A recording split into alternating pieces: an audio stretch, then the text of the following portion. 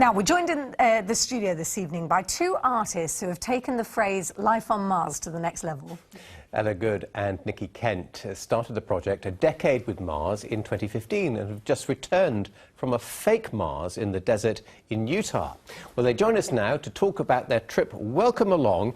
What we're going to do, I think, was show some pictures of the fake Mars. Well, perhaps you, Nikki, explain what on earth all this is about.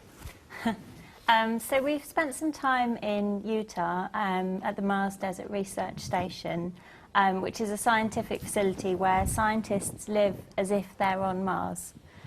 So we went there because we're researching for a new project called the People's Space Programme. Yeah. So we thought we'd go and do some research and look at how people are preparing to send humans to Mars here on Earth. So what is this project in a wider, because that's only part of it then, although it looks like a very cool part of it. Yeah. So many people envy that opportunity, but what's the biggest picture? So we're making a 10-year series of works that are all about space travel, Mars and the future.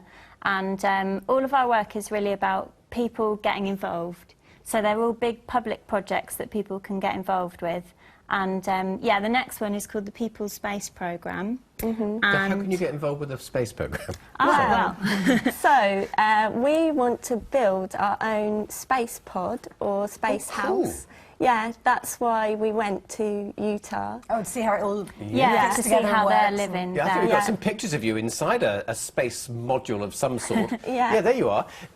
Oh, that does look like a great time, to be honest. But, I mean, I just wondered, would you like to go to Mars?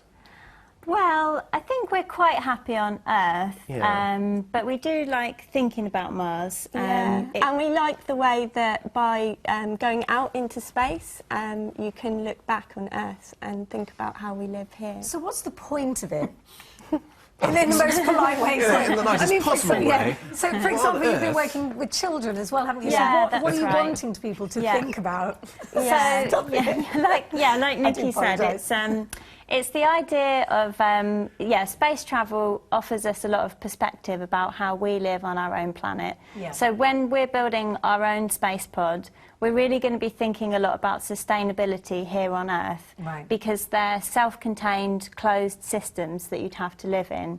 That's got a lot to teach us about how we might live in more sustainable ways. The folks you met out in the United States, were they serious about, you know, us colonising effectively other planets like Mars? Yes, Yeah. there are scientists from all over the world that use the facility. It's been there for about 20 years. And so, it is a really serious research station. Well, I envy you. I'd love to have seen Yeah, that. that's Thank you so much for coming in and talking to us about it. And I think we've got the point. Exactly.